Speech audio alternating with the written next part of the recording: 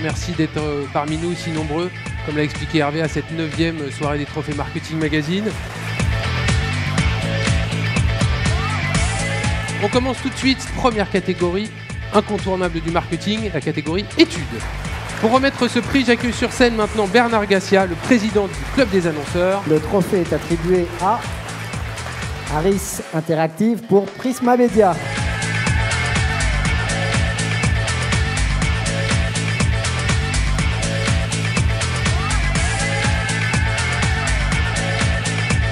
Catégorie marketing événementiel.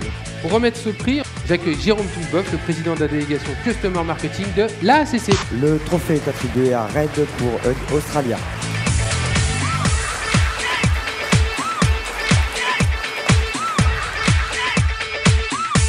Tout de suite, nouvelle catégorie, la catégorie marketing relationnel. Pour remettre ce trophée, j'appelle un partenaire historique des Trophées Marketing Magazine, Roger Ley, directeur du développement commercial chez Laser. Dans la catégorie marketing relationnel, le trophée est attribué à Publicis Modem pour Nescafé Dolce Gusto.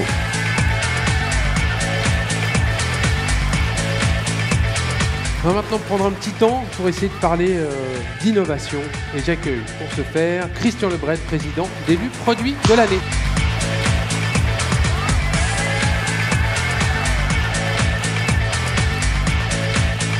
Catégorie suivante, l'innovation média. J'accueille Patrice Benitza, directeur commercial groupe chez Electrogénie. Le trophée est attribué à UM Media Brands pour Mastercard.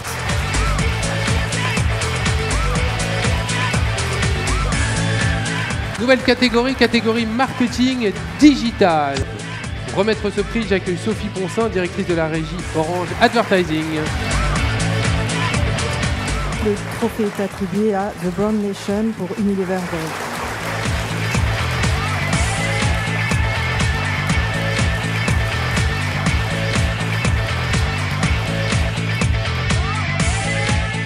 Trophée stratégie de marque. Maintenant, nous accueillons Jean-Xavier Bouxhomme, directeur général adjoint en charge du commerce chez M6 Publicité. J'ai le plaisir d'appeler Conceptory pour Sam Miller Brands Europe.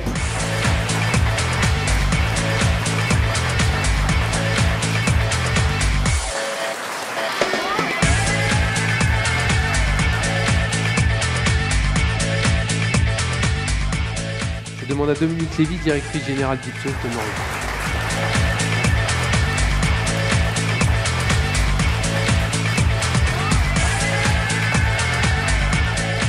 Place maintenant à l'élection de la personnalité marketing de l'année.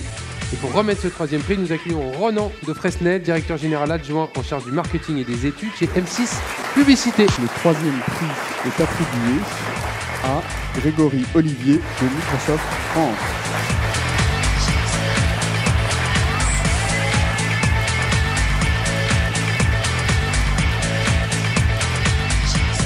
Pour remettre le deuxième prix, nous allons retrouver avec grande joie Dominique Lévy. Le deuxième prix est attribué à Daniel Tira de Stonyfield France.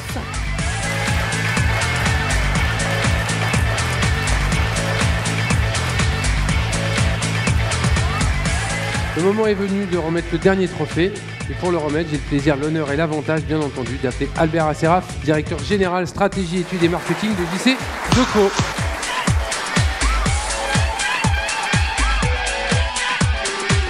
J'ai le plaisir de remettre le premier prix à Dominique Saut du groupe Emina.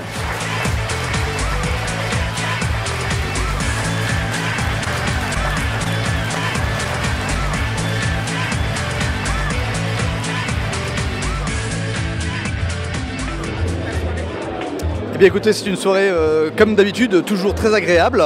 On passe un temps important avec des gens qui sont des gens stratégiques dans les entreprises, puisque les gens du marketing sont des gens qui amènent beaucoup de leur expérience. Et c'est un lieu d'échange formidable où on rencontre des gens qui nous apprennent beaucoup de choses sur la fonction marketing. Je trouve qu'un palmarès qui, pour ne parler que des hommes marketing de l'année, fait figurer sur un même podium Microsoft, les deux vaches du fermier bio et Eminence, montre bien la diversité des modèles, enfin l'absence de modèles plus exactement, et la diversité des parcours de marque et des parcours de carrière dans le marketing. Je suis bluffé par l'énergie, l'enthousiasme, la conviction, l'implication qu'il y a à travers toutes les actions qui ont été récompensées. Et je trouve ça, dans cette période un petit peu difficile, très encourageant de voir que les marques vivent, sont vivantes et que les responsables marketing les font vivre d'une belle manière. Plutôt des marques moins emblématiques, moins connues, qui ont finalement tiré leur épingle du jeu avec des discours tout à fait en rupture avec les discours traditionnels des grandes marques de la grande consommation. Je pense notamment aux deux vaches qui prônent les valeurs de transparence, d'honnêteté, avec finalement assez peu de moyens, mais en ayant quand même des objectifs de croissance qui sont au rendez-vous. Et puis la marque Eminence, qui est là aussi une marque qui, à mon sens, dispose de peu de moyens et qui arrive avec de l'innovation, de la créativité, à sortir du lot. Donc c'est un peu ça qui est frappant, je pense, cette année. C'est la preuve que même une entreprise moyenne peut tout à fait émerger. Il y a une autre réflexion que j'ai retenue, parce que je l'utilise aussi moi, c'est de dire que les solutions, vaut mieux les inventer que les acheter. Parce qu'en clair, vaut mieux être pauvre que riche, entre guillemets, parce que souvent, quand on achète les solutions, on les achète mal. Et vaut mieux essayer d'être inventif et de trouver des solutions, quelquefois avec des bouts de ficelle et un peu de scotch, mais souvent, ça marche bien. On a pu voir qu'il y avait encore beaucoup d'innovation et que les marques osaient créer, osaient se lancer, osaient avoir des dispositifs innovants, tout en étant efficaces. Et je crois que pour exister demain et pour s'engager vis-à-vis du consommateur, c'est la meilleure solution.